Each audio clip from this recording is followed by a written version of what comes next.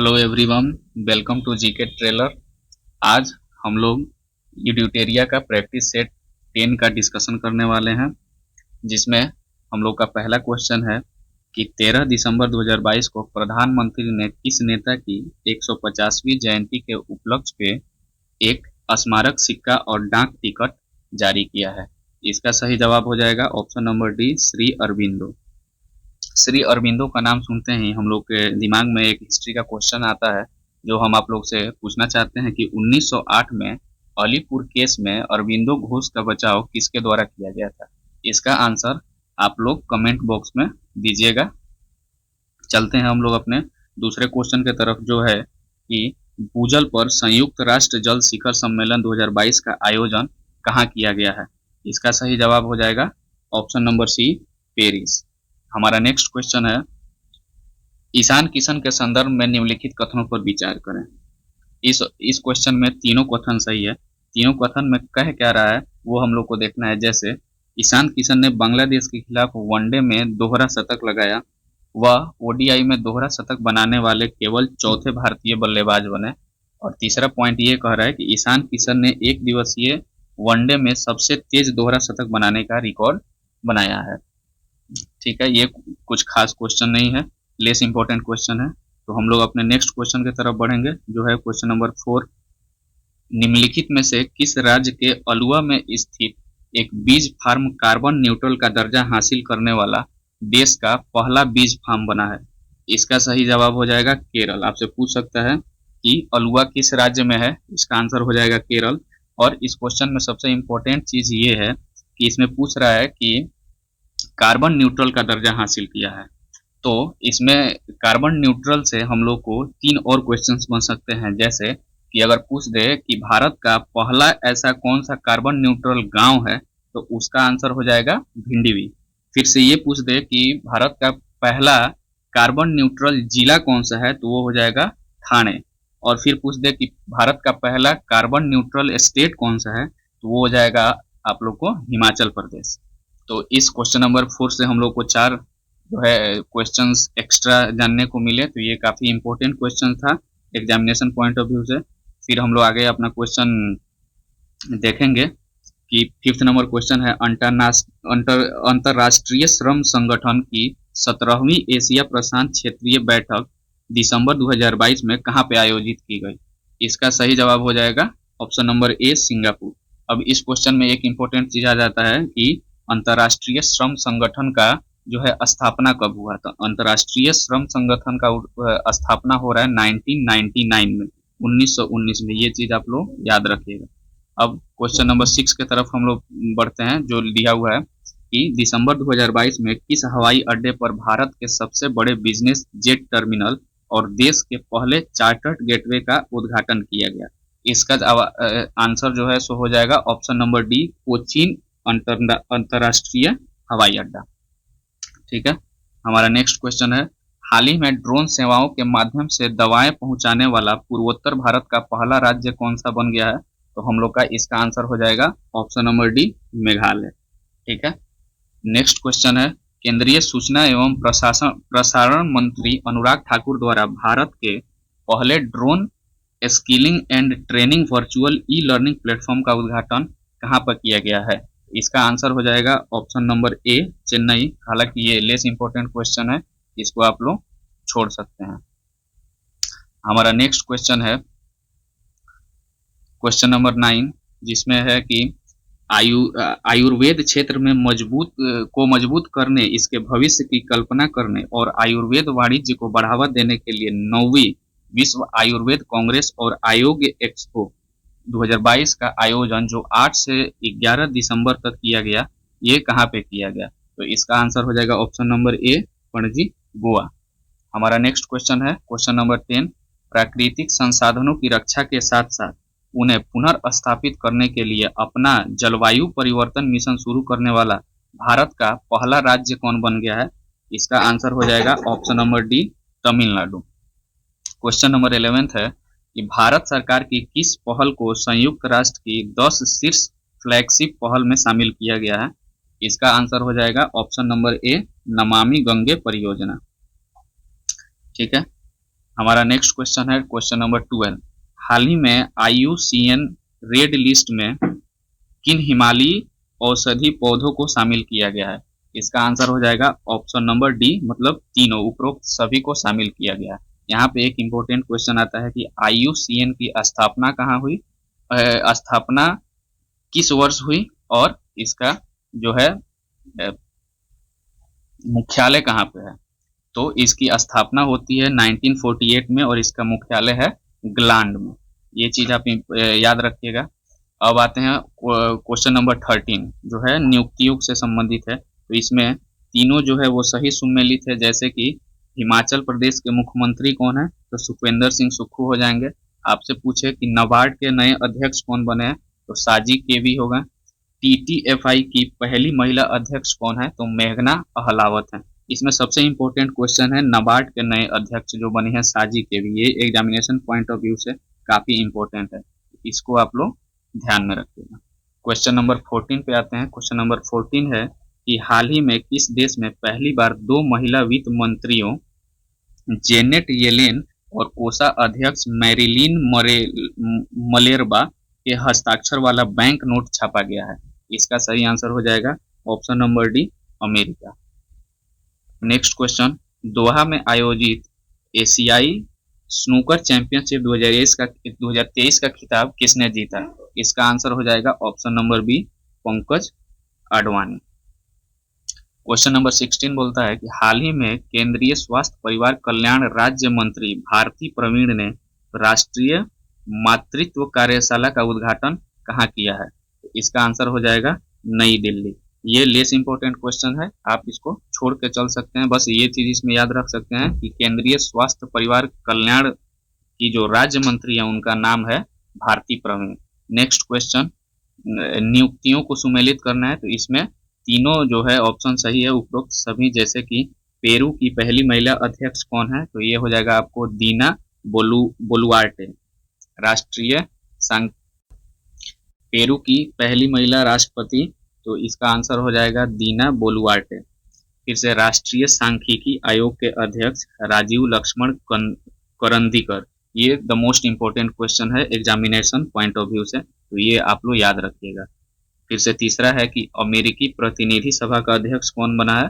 इसका आंसर हो जाएगा आपको केविन मैकार्थी। तो इसमें जो राजीव लक्ष्मण करंदीकर का है, इसको आप लोग याद रखना है कि वो राष्ट्रीय सांख्यिकी आयोग के अध्यक्ष बने हैं। हम चलते हैं अपने नेक्स्ट क्वेश्चन के तरफ, जो कि दिया हुआ है कि किस देश ने विश्व की पहली पूरी तरह से काम करने वाली सैंड बैटरी स्थापित की है, जो एक ही बार में महीनों भर की हरित ऊर्जा का भंडारण करने में सक्षम है? इसका आंसर हो जाएगा option number C, Finland. Next question है कि फोर्ब्स की विश्व की 100 सबसे शक्तिशाली महिलाओं की 2022 की वार्षिक सूची के संदर्भ में कौन सा कथन सत्य है? तो इसमें तीनों कथन सत्य है, लेकिन तीनों कथन में जो पॉइंट्स हैं वो काफी इंपॉर्टेंट है। जैसे कि वित्त मंत्री निर्मला सीतारमण को 36th पोजीशन मिला है इसमें, तो ये इंपॉर्टेंट हो गया एक पॉइंट। दूसरा कि इसमें भारत की 6 महिलाओं को शामिल किया गया था, और इसमें यूरोपीय आयोग की जो अध्यक्ष हैं उर्सुला वांडेर लेन इस रैंकिंग में शीर्ष स्थान पर रहे। ठीक है, हमारा नेक्स्ट क्वेश्चन आता है कि किस संस्था के शोधकर्ताओं ने एक ओशन वेव एनर्जी कन्वर्टर विकसित किया है जो समुद्री तरंगों से बिजली उत्पन्न कर सकती है, और इस उत्पाद का नाम सिंधुजा 1 रखा गया है, जिसका अर्थ है कि समुद्र से उत्पन्न। तो इसका आंसर हो जाएगा option number D, IIT Madras. हमारा नेक्स्ट क्वेश्चन है, भारत में पहली बार भारतीय नौसेना दिवस समारोह राष्ट्रीय राजधानी दिल्ली से बाहर विशाखापट्टनम में आयोजित की गई है। ये एक इंपॉर्टेंट क्वेश्चन है, आप लोगों को इस पे ज्यादा फोकस करने की जरूरत है। फिर हमारा नेक्स्ट क्वेश्चन है कि विश्व मृदा दिवस 2022 का थीम क्या है? इसका आंसर हो जाएगा option number A, soils where food begins. इसमें विश्व मृदा दिवस कब मनाया जाता है? तो इसका जवाब हो जाएगा 5 दिसंबर को मनाया जाता है, तो ये आप लोग को याद रखना है। हमारा नेक्स्ट क्वेश्चन है, ग्रामीण विकास मंत्रालय द्वारा महात्मा गांधी ग्रामीण रोजगार गारंटी योजना, जिसे हम लोग मनरेगा के नाम से जाने जाते हैं, इसका कामकाज की समीक्षा के लिए किसके नेतृत्व में एक पैनल का गठन किया गया है? इसका आंसर हो जाएगा आप लोगों को अमरजीत सिन्हा। मनरेगा से रिलेटेड क्वेश्चन है, तो ये काफी इंपॉर्टेंट क्वेश्चन हो जाता है एग्जामिनेशन पॉइंट ऑफ व्यू से, तो इसको आपको याद रखना है। इसमें एक पॉइंट ये भी याद रखना है कि मनरेगा जो है उसका स्थापना कब हुआ था, तो इसका आंसर हो जाएगा 2009। फिर हम लोग चलते हैं अपने नेक्स्ट क्वेश्चन, जो कि है 1 जनवरी 2023 को एक वर्ष के लिए भारत निम्नलिखित में से किसकी अध्यक्षता ग्रहण करेगा? इसका आंसर हो जाएगा Wassenaar arrangement, option number D. ये आप लोग को याद रखना है। क्वेश्चन नंबर 25, किस संस्था ने अपनी पहली वार्षिक state of global water resources report 2021 जारी की है? इसका आंसर हो जाएगा ऑप्शन नंबर डी, WMO। हमारा नेक्स्ट क्वेश्चन है क्वेश्चन नंबर 26, हाल ही में प्रकाशित निम्नलिखित पुस्तकों एवं उनके लेखकों के संबंध में कौन से सुमेलित नहीं है? तो इसमें तीनों जो ऑप्शन है तीनों सुमेलित हैं, और इसमें जो ऑप्शन नंबर 2 है वो काफी इंपॉर्टेंट बन जाता है। जैसे हम लोग देखेंगे option number A, war and women, ये लिखा है डॉक्टर M.A. हसन ने। आजाद एन ऑटोबायोग्राफी, ये गुलाम नबी आजाद ने लिखा है। और option number C, a matter in the heart education in India, इसको अनुराग बेहर ने लिखा है। आजाद एंड ऑटोबायोग्राफी जिसको गुलाम नबी आजाद ने लिखा है, ये एग्जामिनेशन पॉइंट ऑफ व्यू से काफी इंपॉर्टेंट हो जाता है, क्योंकि ये जो इन्होंने अपना ऑटोबायोग्राफी लिखा हुआ है इसका विमोचन प्रधानमंत्री नरेंद्र मोदी के द्वारा किया गया है। इसके चलते ये क्वेश्चन काफी इंपॉर्टेंट हो जाता है। अब हम लोग चलते हैं अपने नेक्स्ट क्वेश्चन के तरफ, जो कि फीफा विश्व कप इतिहास में पुरुषों के टूर्नामेंट में पहली महिला रेफरी कौन बनी है? काफी इंपॉर्टेंट क्वेश्चन है। इसका आंसर हो जाएगा Stephanie Frankfurt, option number A. Next question, दुनिया में सबसे पहले किस अंतरिक्ष एजेंसी ने चंद्रमा पर अंतरिक्ष यान को चलाने के लिए सफलतापूर्वक भाप का इस्तेमाल करने की घोषणा की है? भाप का इस्तेमाल करने की घोषणा की है, ये पॉइंट काफी इंपॉर्टेंट है, और इसका आंसर हो जाएगा ऑप्शन नंबर डी, जक्सा, जापान। ये क्वेश्चन इतना इंपॉर्टेंट है कि देखिए 68th BPSC में ये क्वेश्चन पूछा हुआ क्वेश्चन है, तो ये काफी इंपॉर्टेंट क्वेश्चन हो जाता है। हमारा नेक्स्ट क्वेश्चन है, भारत ने दिसंबर 2022 में किस देश के साथ व्यापक प्रवासन एवं गतिशीलता भागीदारी समझौते पे हस्ताक्षर किया है? इसका आंसर हो जाएगा ऑप्शन नंबर ए, जर्मनी। नेक्स्ट क्वेश्चन, दिव्यांग के लिए एक अलग विभाग का उद्घाटन करने वाला भारत का पहला राज्य कौन बन गया है? इसका आंसर हो जाएगा ऑप्शन नंबर सी, महाराष्ट्र। ठीक है। नेक्स्ट क्वेश्चन, हाल ही में रक्षा सचिव गिरिधर अरमाने ने पहले तटीय सुरक्षा शिखर सम्मेलन का उद्घाटन कहाँ किया है? इसका आंसर हो जाएगा ऑप्शन नंबर बी, चेन्नई। इस क्वेश्चन का जो आंसर है चेन्नई, ये कुछ खास इंपॉर्टेंट नहीं है, लेकिन इस क्वेश्चन में सबसे इंपॉर्टेंट चीज ये है कि हमारे जो रक्षा सचिव हैं उनका नाम क्या है? गिरिधर अरमाने। ये काफी इंपॉर्टेंट चीज है, ये आप लोग को याद रखना है। क्वेश्चन नंबर 32, हाल ही में अपनी तरह का पहला जनजातीय शीतकालीन महोत्सव आयोजित किया गया है, कहाँ पे किया गया? तो इसका आंसर हो जाएगा ऑप्शन नंबर ए, जम्मू कश्मीर। ठीक। हमारा नेक्स्ट क्वेश्चन है, हाल ही में किस राज्य ने वन डिस्ट्रिक्ट वन स्पोर्ट योजना का शुरुआत किया है? तो इसका आंसर हो जाएगा option number D, Uttar Pradesh. ये एक इंपॉर्टेंट क्वेश्चन बन जाता है एग्जामिनेशन पॉइंट ऑफ व्यू से। Next question, semi high speed Vande Bharat express train को संचालित करने वाली पहली महिला कौन बनी है? ये वंदे भारत एक्सप्रेस ट्रेन को संचालित करने वाली पहली महिला के बारे में पूछ रहा है, तो ये काफी इंपॉर्टेंट क्वेश्चन बन जाता है, जिसका आंसर हो जाएगा ऑप्शन नंबर ए, सुरेखा यादव। उसके बाद क्वेश्चन नंबर 35, सतत खेती 2022 के लिए मृदा स्वास्थ्य प्रबंधन पर राष्ट्रीय सम्मेलन में आयोजित किया गया, जिसका उद्घाटन केंद्रीय कृषि मंत्री नरेंद्र सिंह तोमर ने किया। ये कहाँ पे उद्घाटन किया गया? तो इसका आंसर हो जाएगा इसका आंसर हो जाएगा नई दिल्ली, ऑप्शन नंबर बी। हमारा नेक्स्ट क्वेश्चन है कि भारत का पहला गोल्ड एटीएम व दुनिया का पहला रियल टाइम गोल्ड एटीएम कहाँ लगाया गया है?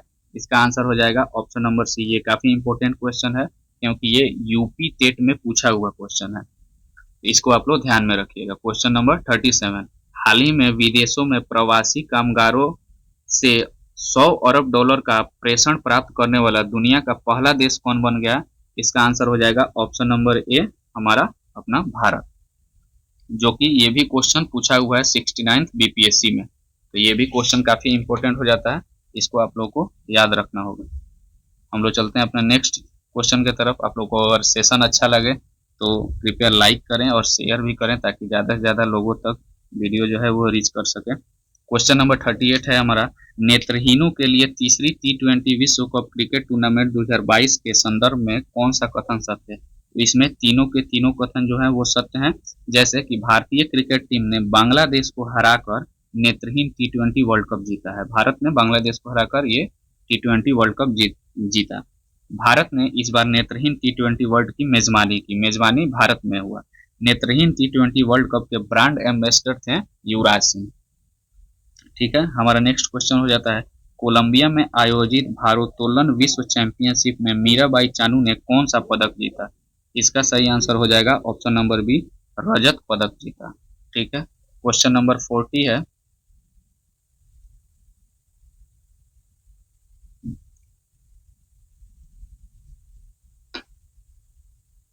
सॉरी थोड़ा सा गलती हो गया।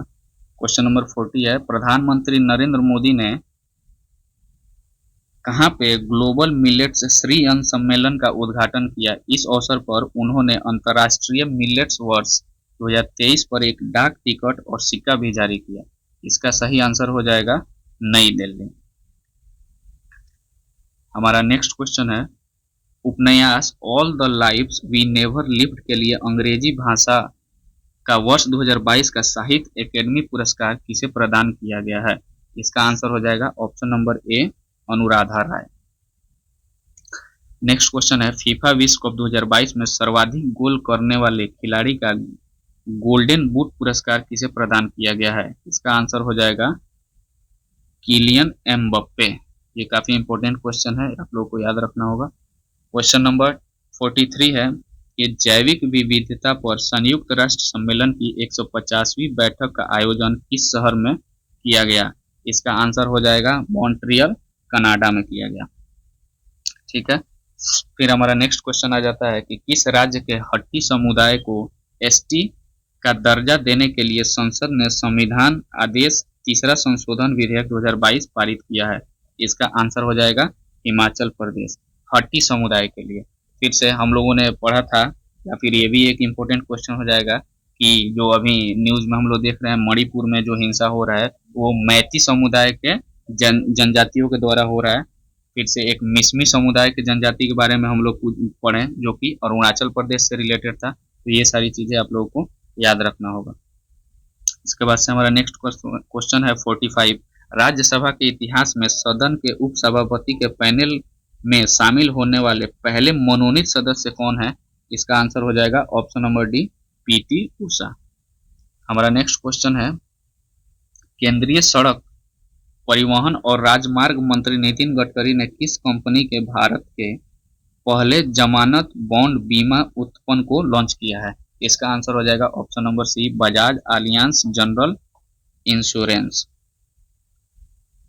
हमारा नेक्स्ट क्वेश्चन है, विचार की स्वतंत्रता के लिए यूरोपीय संसद का 2022 सखारोव पुरस्कार किसे प्राप्त किया गया है?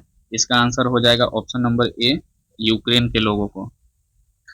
क्वेश्चन नंबर 48 है, फीफा विश्व कप 2022 से संबंधित निम्नलिखित कथनों पर विचार कीजिए। इसमें चारों ऑप्शन जो है वो सही है। चारों ऑप्शंस में जो जो पॉइंट दिया है वो हम लोग को याद रखना है। जैसे पहला पॉइंट है कि final match Lucille iconic stadium में खेला गया। ये इंपॉर्टेंट क्वेश्चन हो गया कि किस स्टेडियम में खेला गया, तो इसका नाम है लुसेल आइकोनिक स्टेडियम जो कि दोहा में है, क्योंकि दोहा में कतर में ही जो है फीफा वर्ल्ड कप खेला गया था। दूसरा ऑप्शन है, अर्जेंटीना ने तीसरी बार फीफा विश्व कप फुटबॉल का खिताब जीता। अर्जेंटीना ने तीसरी बार जीता। हमारा नेक्स्ट क्वेश्चन है, अर्जेंटीना ने पेनाल्टी पर फ्रांस को 4-2 से हराकर फीफा विश्व कप फुटबॉल जीता। क्वेश्चन नंबर पॉइंट नंबर 4 कहता है कि लियो मेसी ने फीफा विश्व कप में सर्वश्रेष्ठ खिलाड़ी का गोल्ड बॉल जीता। इससे पहले हम लोग देखें गोल्डन बूट किसने जीता था, तो एम्बापे ने जीता था, और गोल्डन बॉल किसने जीता, तो लियो मेसी ने जीता था। तो ये चीज आप लोगों को ध्यान में रखने की आवश्यकता है। क्वेश्चन नंबर 49 है, भारत जल प्रवाह शिखर सम्मेलन का 7वां संस्करण 15 से 17 दिसंबर 2022 तक कहाँ पे आयोजित किया गया? इसका आंसर हो जाएगा नई दिल्ली में आयोजित किया गया। फिर हमारा लास्ट आज का क्वेश्चन है कि स्टील इंडस्ट्री में कार्बन उत्सर्जन में कमी लाने के लिए लॉन्च किए गए भारत के पहले ग्रीन स्टील बॉन्ड का नाम क्या है? इसका आंसर हो जाएगा ऑप्शन नंबर ए, कल्याणी फेरेस्टा। तो यहाँ पे हम लोग का प्रैक्टिस सेट 10 का डिस्कशन जो है वो समाप्त होता है। और शुरू में मैंने आप लोगों से क्वेश्चन पूछा था कि 1908 में जो अलीपुर केस होता है जिसमें श्री अरविंदो को का बचाव किसके द्वारा किया जा रहा है, तो इसका आंसर आप लोग कमेंट बॉक्स में दें। ऐसे हम आप लोगों को बता देते हैं कि इनका बचाव CR दास ने किया था, जिनको हम लोग देश बंधु के नाम से भी जानते हैं। और ये वही CR दास हैं जिन्होंने मोतीलाल नेहरू के साथ मिलकर 1923 में स्वराज पार्टी की स्थापना की। और इसी के साथ हम लोग अपना सेशन को पूरा करते हैं। Thank you.